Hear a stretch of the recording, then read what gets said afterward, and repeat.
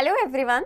So as you know कि CBSE की हमारे पास एक बहुत इंपॉर्टेंट अपडेट आई है and today we are the Edufy teachers and basically we have to discuss कि हमें क्या करना, हमारी क्या स्ट्रैटेजिकली प्लान होने वाला है, हम कैसे कवर अप करेंगे। सो लेट्स सी, हम लोगों को सर बताएंगे। ओके तो बेटा देखो, my self Sunil Yadav, physics teacher, physics faculty. Umesh sir chemistry पढ़ाने वाले हैं, सोनाली मैम आपको बायोलॉजी पढ़ाने वाली है, और हम तीनों टीचर मिलकर के आपके साइंस को जीरो से हीरो लेवल, जिसको 100 लेवल भी आप बोल सकते हो, वहाँ तक पहुँचाने वाले हैं बहुत ही आसान तरीके से इस बचे हुए 2 महीनों की हमारी स्ट्रेटजी के साथ।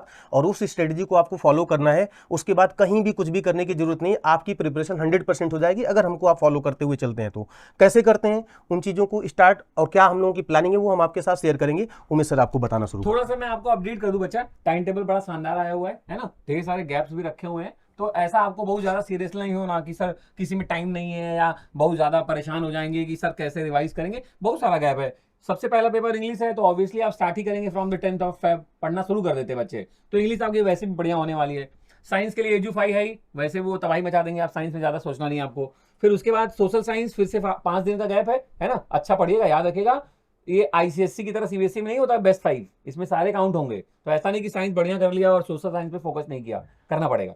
और मैथ्स के लिए तो दोस्त पूरे इतना टाइम, उस टाइम में ही तुम 3 बार पूरा मैथ्स रिवाइज कर सकते हो। तो मेरे हिसाब से, या बच्चों आपको भी लग रहा होगा कि टाइम टेबल तो बहुत बढ़िया जारी किया सीबीएसई ने। बस इस पूरे टाइम टेबल को देखते हुए कि बड़ा बढ़िया टाइम टेबल है, तो आपकी जिम्मेदारी बनती है कि फिर कुछ भोकालिया सा कुछ नंबर भी लाया जाए, है ना, थोड़ा नाम रोशन किया जाए अपना भी, पेरेंट्स का भी, और अब तो ईजू 5 का भी करना पड़ेगा, क्योंकि साइंस की नैया हमने पकड़ रखी है और उसको ले जाना है बढ़िया तरीके से। ठीक, तो अब कैसे काम करना है, क्या बातें ध्यान में रखनी है, वो एक एक करके हम लोग आपसे डिस्कस करते हैं। तो बेटा, तुम्हें डिमोटिवेट होने की जरूरत नहीं है। 2 कैटेगरी के स्टूडेंट्स होंगे जिनकी प्रिपरेशन अभी बिल्कुल ही लो लेवल पे होगी, और कुछ ऐसे स्टूडेंट्स होंगे जिनकी प्रिपरेशन बहुत हाई लेवल पे जा चुकी होगी, वो अपने आप को कॉन्फिडेंट महसूस कर रहे होंगे। बट एक बात मैं श्योरिटी के साथ बोल सकता हूं कि चाहे जिस कैटेगरी में भी तुम बिलोंग करते होगे, बट लास्ट मोमेंट पे रिवीजन और एक्सट्रीम लेवल पे जाकर के रिवीजन सभी को करने की जरूरत है। तो जो लोग, मेजोरिटी ऑफ स्टूडेंट जैसा कि अपने आप को अभी नर्वस महसूस कर रहे होंगे, वो लोग सोच रहे होंगे कि हमारी प्रिपरेशन बहुत अभी कमजोर है, कैसे होगी। तो देखो बेटा, ऐसा कुछ नहीं करना है, सभी को बराबर ही मेहनत करनी है। लास्ट मोमेंट पे जितना भी फालतू की एक्टिविटीज में तुम अपना टाइम किल करते थे उसको बंद करो। उस पर हम लाइन बाय लाइन अभी बात भी करेंगे, मैम आपको बताएंगी। अभी हम लोग बचे हुए 60 डेज जो हैं, 60 डेज में बचे हुए इसलिए बोल रहा हूं क्योंकि अभी हम जो प्लान स्टार्ट करने वाले हैं वो 1 जनवरी से बेटा, 1 जनवरी से सॉरी 1 दिसंबर से, सर 1 मिनट के लिए टाइम दीजिएगा, 1 दिसंबर से, और उसके बाद हम लोग जो है वो 30 जनवरी तक की प्लान तुम्हारे साथ लेकर के आए हैं। और इस प्लान के अंदर अगर हमारी स्ट्रेटजी को तुम फॉलो करते हुए चलोगे तो बहुत बेहतर प्रिपरेशन होने वाली है। कैसे, देखो, इस 60 डेज के प्लान को हम लोग 4 पार्ट्स में, 4 ब्रैकेट्स में ब्रेक कर चुके हैं, 15 डेज के 4 ब्रैकेट्स में। ठीक है, एक 15 डेज के ब्रैकेट में आपको हर एक सब्जेक्ट का एक एक चैप्टर जो है वो प्रिपेयर करना है। मतलब एक फिजिक्स का, एक केमिस्ट्री का और एक बायोलॉजी का। हम लोग साइंस के बारे में बात कर रहे हैं, और तुम्हें प्रिपेयर नहीं करना है, हम लोग खुद प्रिपेयर कराएंगे एक सिस्टमेटिक मैनर में, सिस्टमेटिक पैटर्न में। चाहे तुम कुछ भी पढ़े हो नहीं पढ़े हो, इससे मैटर नहीं करता। अब वो फर्स्ट 15 डेज में हम क्या करने वाले हैं एक चैप्टर में, और वैसा ही हर एक 15 डेज में प्लान बना करके चलनी है, वो सर आपको बताएंगे।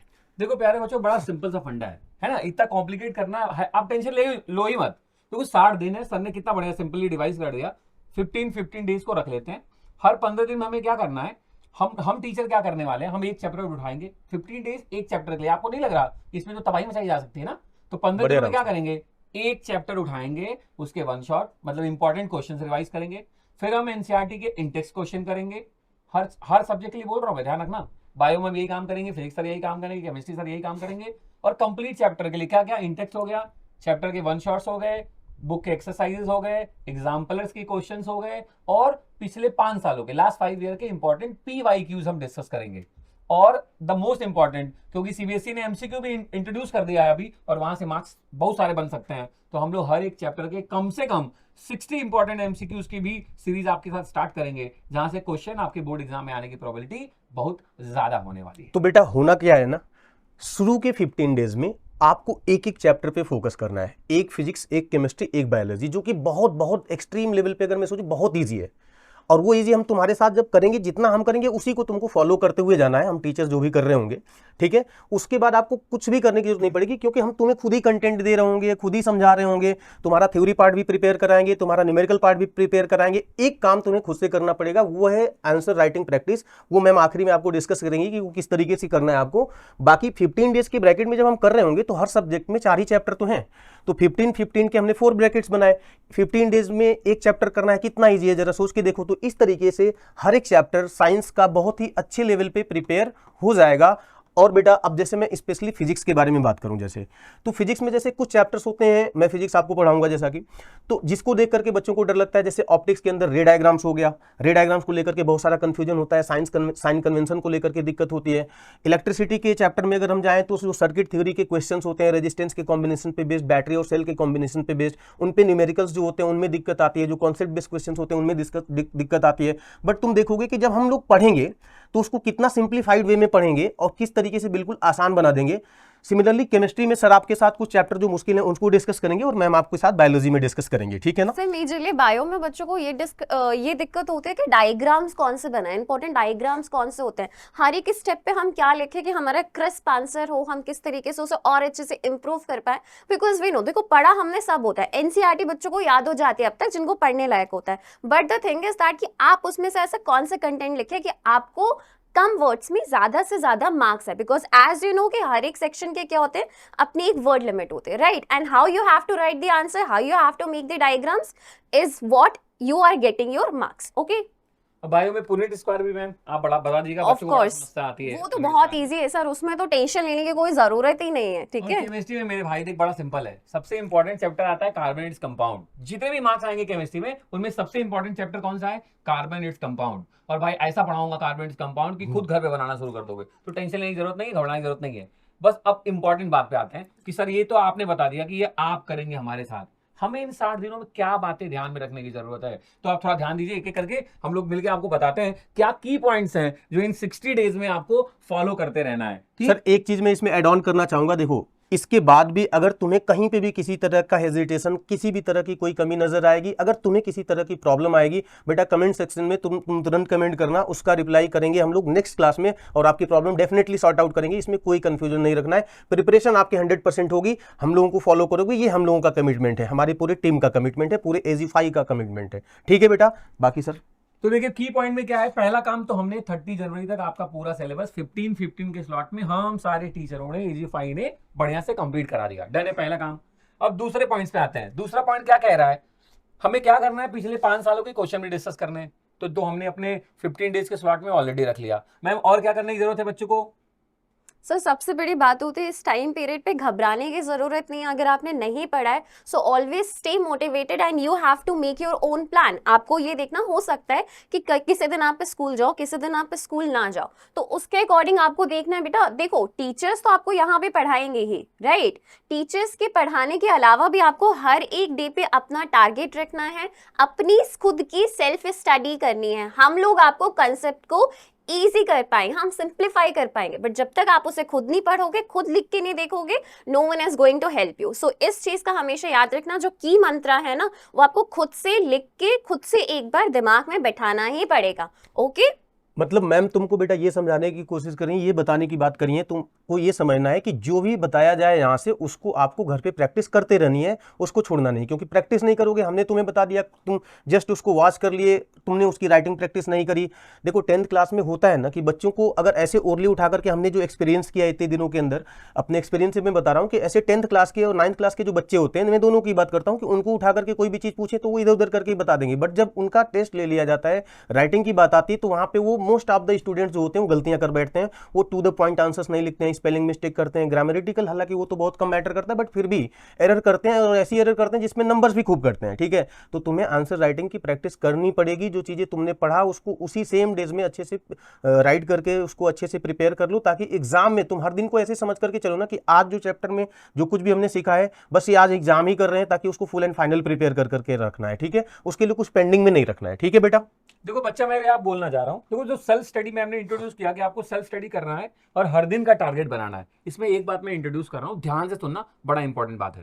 देखो आपके हर दिन के सेल्फ स्टडी प्लान में सोशल साइंस जरूर होना चाहिए, थोड़े ही देर के लिए लेकिन हो, हिंदी जरूर होना चाहिए थोड़े ही देर के लिए कि होता क्या है, हम पूरे साल साइंस पढ़ते रह जाते हैं, मैथ्स पढ़ते रह जाते हैं, इंग्लिश पे, हिंदी पे, सोशल साइंस पे ध्यान नहीं देते, और बोर्ड में तो ये भी काउंट होंगे ना, परसेंटेज में तो ये भी ऐड होंगे। तो आप जो भी अपना प्लान बनाएगा 4 to 5 आवर्स सेल्फ स्टडी का, आप पूरी कोशिश करिएगा कि बाकी जो आप पढ़ रहे हैं उसमें किसी भी हाल में थोड़ा समय हिंदी के लिए, थोड़ा सोशल साइंस के लिए और ज्यादा मैथ्स के लिए ऐड करिएगा। साइंस की नहीं है, हम लोगों ने पकड़ लिए दोस्त, वो हम लोग पार लगा देने वाले हैं बेहतरीन तरीके से, उतना ज्यादा सोचने की जरूरत नहीं है। सोशल साइंस प्लीज आप हर दिन पढ़ेंगे, हिंदी आप हर दिन पढ़ेंगे। ये आप जब हर दिन का अपना टारगेट बनाएंगे ना, हमने देखा बहुत सारे टीचर आपको बता रहे हैं एकदम पूरे 60 दिनों का टाइम टेबल, ऐसा थोड़ा हो सकता है। आप 60 दिन उसी टाइम को फॉलो नहीं कर पाएंगे। आप हर दिन उठिए, आज आपको पता है कि आज मेरे पास कितना समय है, और उस दिन का प्लान सेट करिए, ठीक है।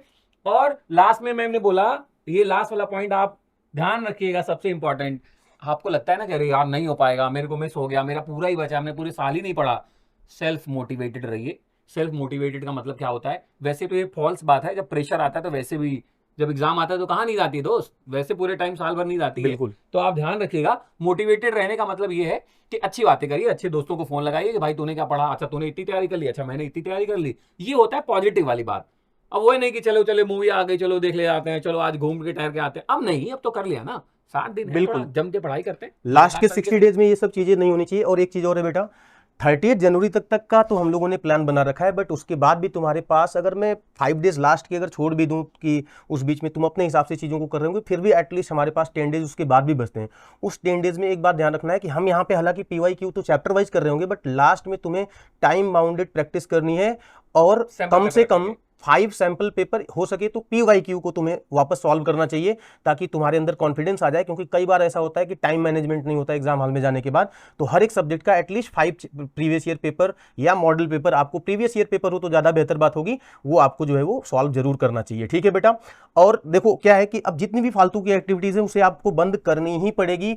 अब लास्ट के 2 से ढाई महीने जो बचे हुए हैं, 2 महीने हमारे साथ दे दीजिए, और बचे हुए टाइम को आप अपने ऊपर पूरी तरीके से, अब जितना भी आइडियल बातें होती हैं उनको, कि मतलब थोड़ा सा अपने आप को हम इंटरटेन करने के लिए मूवीज देख ली, जैसा कि सर ने अभी बताया, थोड़ा सा गेम कर लिए। अब ये कम से कम 2 से ढाई महीने बंद कर लो। बिकॉज देखो बेटा क्या है कि लाइफ में कुछ चीज़ों को करने का सिर्फ एक बार मौका मिलता है, तो हमें लगता है कि उस चीज़ों को बहुत शिद्दत से करनी चाहिए। और हम ये पूरा मान करके चल रहे हैं कि ये फर्स्ट टाइम तुम 10th देने जा रहे हो, और ये फर्स्ट टाइम ही तुम्हारा आखिरी टाइम है। उसके बाद तुम सीधे सीधे 12th में बोर्ड में जाओगे, इंटर, है ना। तो कहने का मतलब ये कि इसको तो बहुत मेहनत से कर लो पूरे ईयर। मैं इस बात की भरोसा देता हूँ, पूरे ईयर तुमने क्या किया इससे कोई मैटर नहीं करता। अगर तुमने ये लास्ट के 2 से ढाई महीने बहुत अच्छे से प्रिपेयर कर लिए, तो तुम वापस आकर के उसी लेवल पे खड़ा हो जाओगे जो बच्चा पूरे साल बहुत मेहनत कर करके खड़ा किया होगा, ठीक है। तो इसमें आपको डिमोटिवेट होने की तनिक भी जरूरत नहीं है। हम साइंस इतना बड़ा पोर्शन अगर इतने सिस्टमेटिक पैटर्न में हम कर सकते हैं, तो बचे हुए सब्जेक्ट में भी तुम ऐसे ही कर सकते हो। मैथ को भी तुम इसी तरीके से कर सकते हो कि मैथ को चैप्टर वाइज तुम ब्रेक कर लो, 15 डेज का गैप बना करके। क्योंकि हम मैथ नहीं पढ़ाते, तो मैथ के बारे में मैं तुमसे